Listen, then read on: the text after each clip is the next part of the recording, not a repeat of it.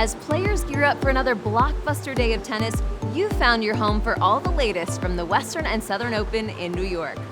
Hello and welcome to First Serve, powered by First Financial Bank.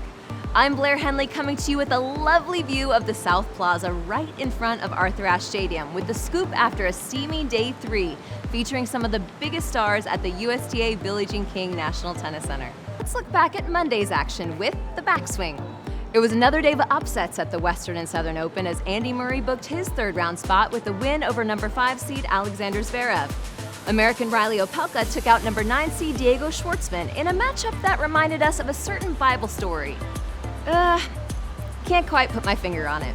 Anyway, Tennessee and Tennis Sangren scored a marathon upset of his own over number 15 seed Felix Auger-Aliassime, and number 16 seed John Isner pulled out a 3-setter against John Millman.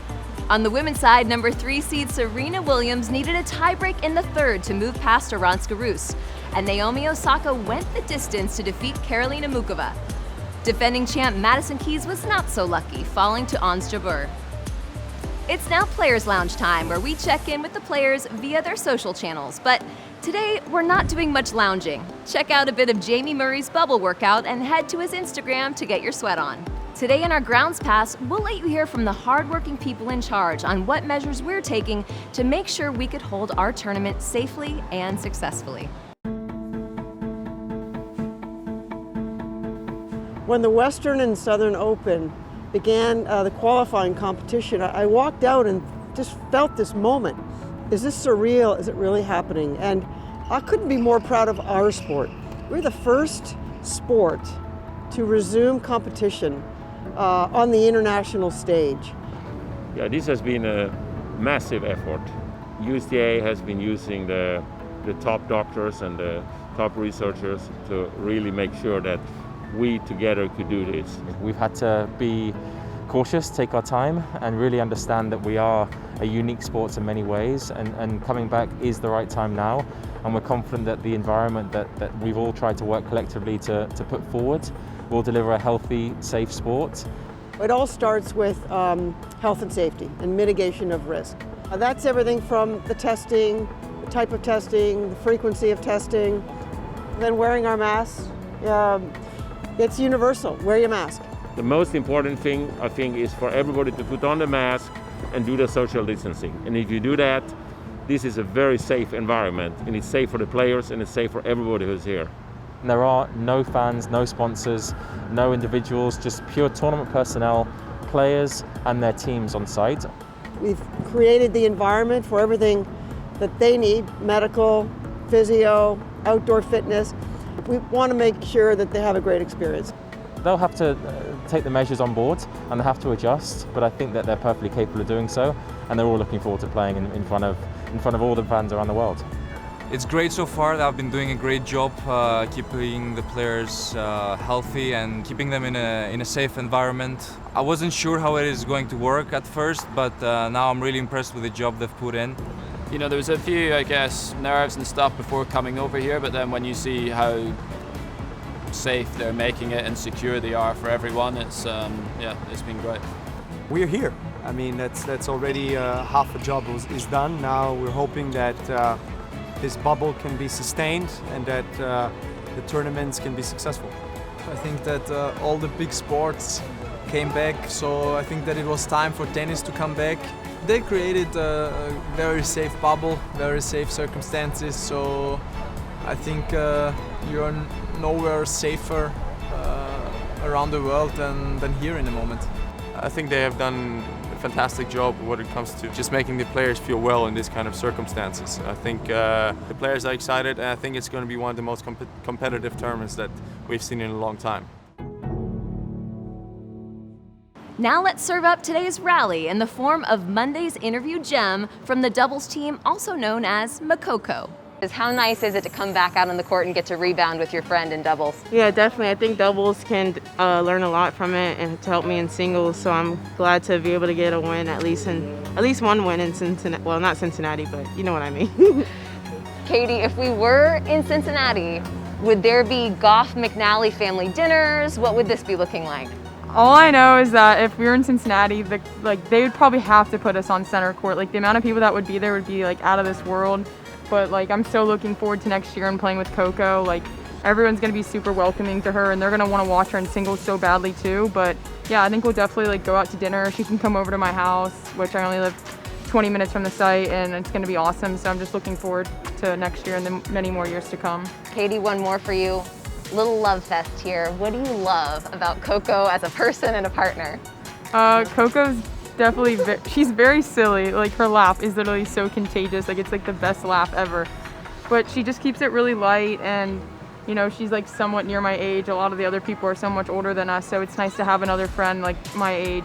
And she's obviously a great competitor on the court, and I can learn a lot from her on the court. Her fighting spirit is like no other, and that's what's helped her win so many good matches.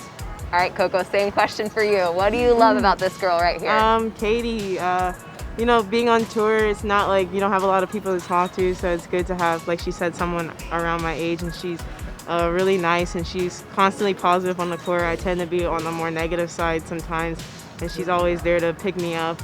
And watching her in singles is great. I mean, definitely credit to her to making me feel more comfortable to move forward in doubles and singles. So I think I can learn a lot from her likewise. Last question, Coco. Katie did a little bit of TikToking over the break. How did you approve of her effort? Her dancing, I have to work on her with that. But the creativity is there. Like the one where she was like glowing in the dark was pretty funny. The creativity is there, but work on her rhythm a little bit. Good news, we have more time here in New York, guys. Congratulations. Thank you. Thanks you guys so much.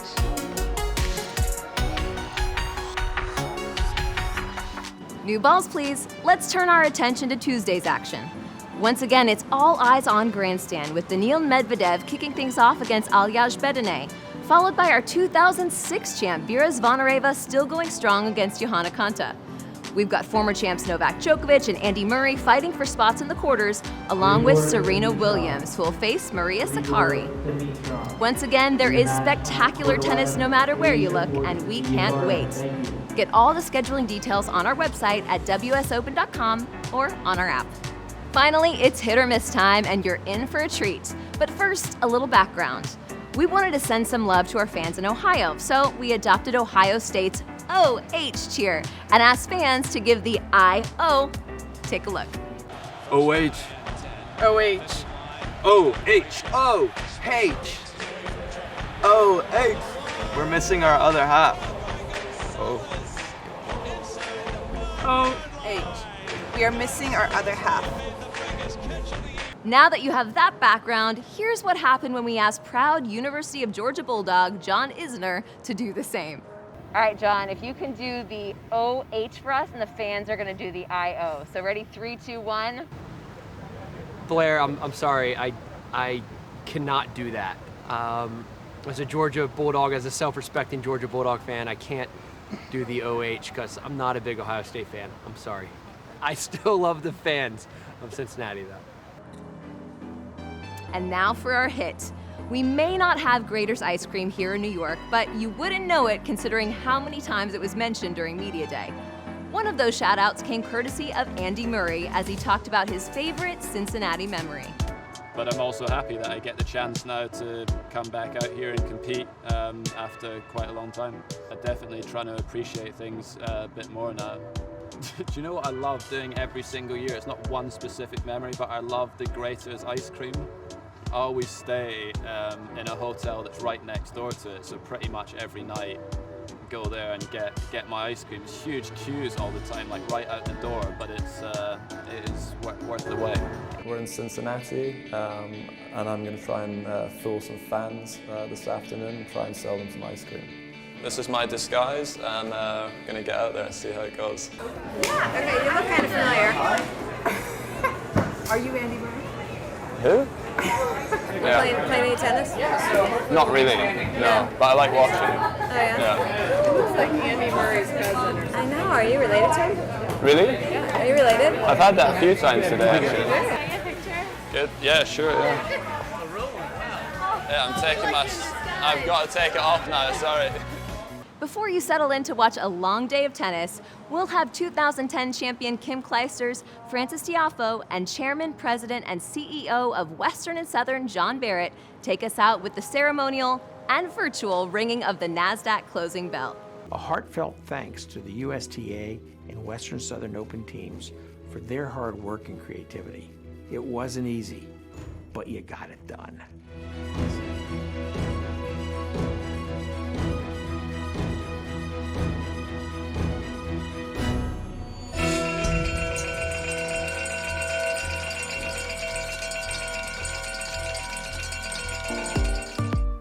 And that's all for the Day 4 edition of First Serve, powered by First Financial Bank.